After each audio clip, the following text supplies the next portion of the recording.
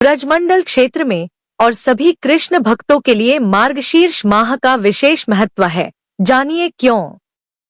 श्रीमद् भागवत महापुराण में लेख है कि कार्तिक माह में गोपियों ने भगवान श्री कृष्ण को पति रूप में प्राप्त करने के लिए कात्यायनी देवी का पूजन कर व्रत रखा था। भगवान श्री कृष्ण ने उनकी इच्छा पूरी करने के लिए शरद पूर्णिमा को महारास रचाया था और उसी समय से महिलाएं एवं विशेष रूप से अविवाहित कन्याएं यह व्रत रखकर कान्हा जैसा पति पाने के लिए मां कात्यायनी का पूजन करती हैं। नवरात्र के छठे दिन मां कात्यायनी की पूजा होती है, किंतु इसके अतिरिक्त हेमंत ऋतु के प्रथम मास मार्गशीर्ष में पूरे महीने मां कात्यायनी की पूजा का विधान श्रीमद् भागवत महापुराण में बताया गया है। भगवान नंदनंदन श्री कृष्णचंद्र की पावन पुण्यमय क्रीड़ा भूमि श्रीधाम वृंदावन में श्री यमुना के सन्निकट राधाबाग स्थित अति प्राचीन सिद्धपीठ के रूप में श्री मां कात्यायनी देवी विराजमान है। भगवान श्री कृष्ण की क्रीड़ा भूमि श्रीधाम वृंदावन में भगवती देवी के केश गिरे थे, इसका प्रमाण प्राय सभी शास्त्रों में मिलता है। व्रजे कात्यायनी परा अर्थात वृंदावन स्थित पीठ में ब्रह्मशक्ति महामाया श्री माता कात्यायनी के नाम से प्रसिद्ध है। वृंदावन स्थित श्री कात्यायनी पीठ भारतवर्ष के अज्ञात 108 एवं ज्ञात 51 पीठों में से एक अत्यंत प्राचीन सिद्धपीठ है। देवर्षि श्री वेदव्यास जी ने श्रीमद् भागवत के दशम स्कंध के 22वें अध्याय में इसका उल्लेख किया है। कात्यायनी महामाये महायोगिन्यधीश्वरी नंद गोपसुत देवी पतिंग में कुरुते नम। हे कात्यायनी, हे महामाये, हे महायोगिनी, हे अधीश्वरी, हे देवी, नंद गोप के पुत्र को हमारा पति बनाओ, हम आपका अर्चन एवं वंदन करते हैं।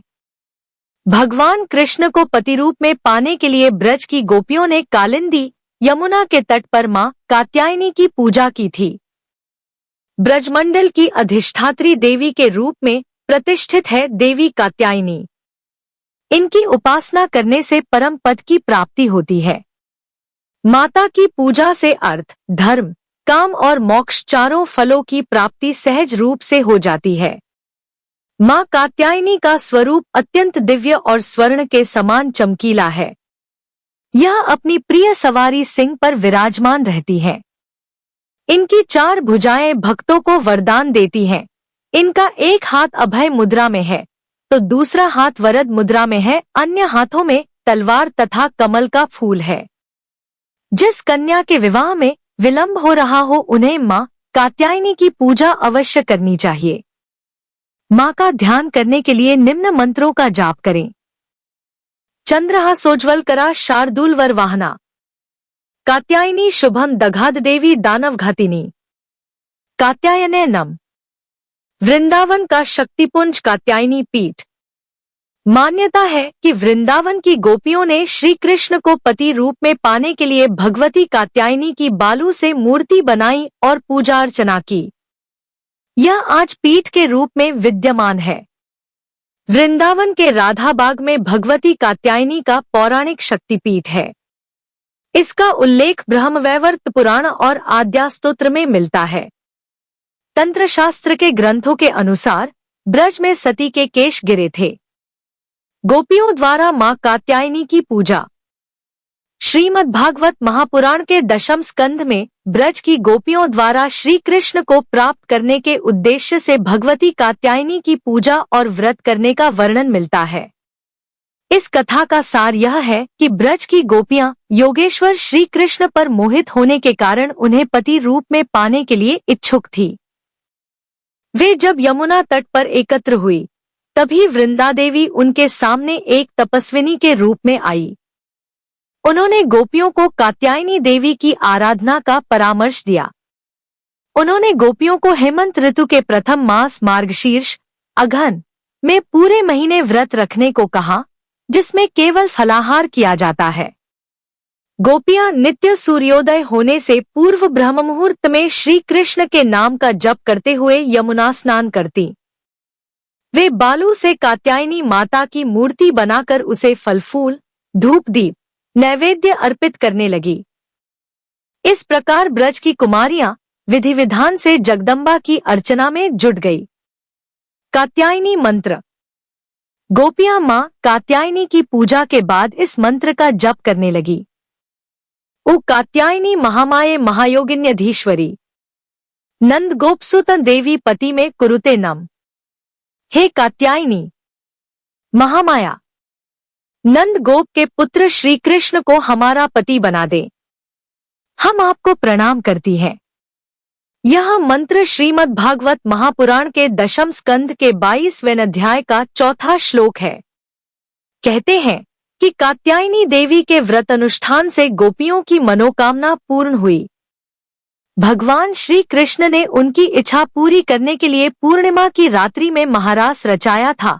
इसके बाद यह विधान कन्याओं के लिए मनोनुकूल वर पाने का साधन बन गया।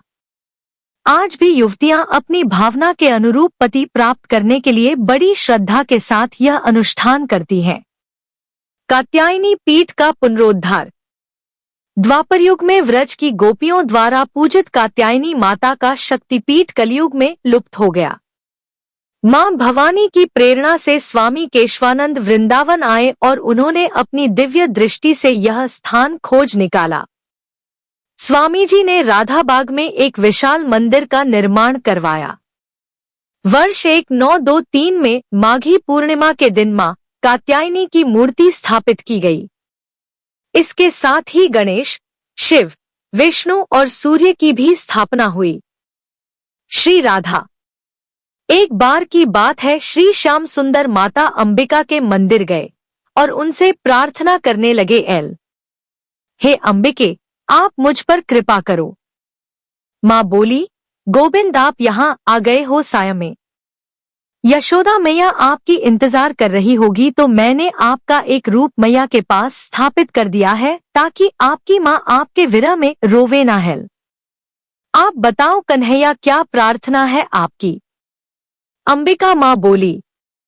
कन्हैया बोले, माँ एक बात बताओ, सारे विश्व में सबसे कोमल वस्तु कौन सी है? माँ बोली, कन्हैया इस दुनिया में सबसे कोमल 2 वस्तु है जो मैंने बनाई है। एक श्री राधा रानी और दूसरे आप श्री कृष्ण। कन्हैया आश्चर्यजनित अवस्था में बोले, माँ यह तो मैं जानता हूँ, श्री राधा रानी अति कोमल है, पर मैं भी कोमल हूँ, यह मुझे आज पता चला है। आज आपसे एक विनय करता हूँ, मुझे आशीर्वाद दीजिए माँ। हे अंबिका माँ, एक आशीर्वाद दीजिए। जैसा आपने कहा कि मैं अति कोमल हूँ, तब मुझे आशीर्वाद दो, मैं जो चाहूँ वही बन जाऊँ। माँ बोली, जाओ कन्हैया, आपको दे दिया मैंने आशीर्वाद, आप जो चाहो वो बन जाओगे। कन्हैया अति प्रसन्न हुए और अपने गृह चले गए। तब कन्हैया ठीक श्री राधा रानी के सम्मुख पहुंच गए। कन्हैया श्री राधा रानी के आभूषणों की तरफ देखते हैं जो श्री ललिता जी सजा रही थी श्री राधा रानी को। तभी श्री कृष्ण सोचे, यह आभूषण कितने कठोर होते हैं जो मेरी राधा रानी को कष्ट देते होंगे। वो इन कठोर आभूषणों को पहन जरूर लेती है, केवल और केवल मेरी प्रसन्नता के लिए कि मैं सुखी रहूं। परंतु इतनी सुंदर कोमल श्री राधा रानी को आभूषणों की क्या आवश्यकता? यह देखो, यह कर्ण झुमका कैसे इनके कोमल कानों को कष्ट दे रहा है। गले में लंबा हार तो देखो, इतनी कोमल, और ऊपर से लंबा हार कैसे झुकी झुकी चल रही है मेरी कोमलांगी राधा। साड़ी तो देखो कितनी भारी, नत बेसर कोमल नासिका को जकड़ कर बैठी है। तब श्री कृष्ण बोले, अंबिका माँ ने मुझे कहा है मैं अत्यंत कोमल हूँ इस पूरी सृष्टि में, और मैंने उनसे वरदान भी ले लिया है कि मैं जो चाहूँ वो बन जाऊं। तब कन्हैया ने उसी समय अपने एक रूप से श्री राधा रानी के सारे आभूषण बन गए। उनकी साड़ी, लहंगा, कांचुकी, सिंदूर, महावर, नथ, बेसर, करधानी, अंगूठी आदि सब कन्हैया स्वयं बन गए, क्योंकि वो अति कोमल है। और श्री राधा रानी को कोमलता लगे इन आभूषणों से जो मेरे रूप से बने। कन्हैया सब आभूषण स्वयं बन गए और दूसरे रूप में ललिता जी से बोले, आप रानी को यह आभूषण पहनाओ जो अत्यंत कोमल है। राधा रानी अट्ठास करती हुई बोली, ललिता जी, नंदगांव के आभूषण कोमल भी होते हैं। ललिता जी ने सारे आभूषण ले लिए और राधा रानी को पहनाने लगी। तब एक एक आभूषण से श्री राधा नाम के ध्वनि होने लगी। तब राधा रानी बोली, यह आभूषण मेरा नाम क्यों गा रहे हैं? कन्हैया जानते थे कि यह सब आभूषण वो स्वयं बने हैं। तभी आभूषणों वस्त्रादि से राधा राधा की धुनी हो रही है। एक एक आभूषण और वस्त्रादि जो अत्यंत कोमल थे, श्री राधा रानी को अत्यंत सुख पहुंचा रहे थे। राधा रानी बोली, ललिता जी, पहली बार आभूषण वस्त्रादि मुझे श्याम सुख आलिंगन का आनंद पहुंचा रहे हैं। कन्हैया अति प्रसन्न हुए कि मेरी कोमलांगी को मैं स्वयं अपनी कोमल देह से वस्त्र आभूषण बन उन्हें सुखी कर दिया। ऐसा क्यों हुआ? क्यों कृष्ण राधा रानी के आभूषण वस्त्र कोमल बने? क्योंकि एक दिन श्री चित्रा सखी राधा रानी की वेणी में फूल का गजरा बांध रही थी और गुड़मंजरी फूलों का गजरा बना बना के श्री चित्रा को दे रही थी और चित्रा राधा रानी की वेणी में बांध रही थी और यह दृश्य श्री कृष्ण झाड़ियों में छिप के देख रहे थे। तभी राधा रानी की वेणी में जैसे ही चित्रा जी पुष्प बांधती, तभी राधा रानी अपने केशों को फैलाकर सारे फूलों के गजरे को धरती पर फैला देती। तब चित्रा जी कहती, यह क्या कर रही हो राधा रानी? आप सारे पुष्पों की माला गजरा जो हम आपको पहना रही है, आप सारे केश फैला क्यों गिरा रही हो? राधा रानी के आंखों में आंसू आ गए और यह सब श्री कृष्ण देख रहे थे। राधा रानी चित्रा का हाथ पकड़ बोली, सखी, मैं तुम पर वारी वारी जाती हूँ, परंतु जब तुम मेरे केश में यह फूल की माला डाल उन्हें बांधती हो तब मुझे अत्यंत वेदना होती है। क्योंकि यह काले केश मुझे श्याम सुंदर के वर्ण की याद दिला देते हैं और जब तुम मेरे श्याम सुंदर रूपी केश को फूलों से बांधने का प्रयास करती हो तब मैं दुखी हो जाती हूँ कि तुम कैसे मेरे श्याम सुंदर रूपी केश को बांध सकती हो। मैं अपने श्याम को बंधता नहीं देख सकती। बस तभी ही अपने सारे केश श्रृंगार को पल में खराब कर सब केश को खोल देती हूँ कि मेरे कन्हैया को कोई ना बांधे, चाहे मैं ही क्यों ना। जय श्री राधे कृष्ण जी।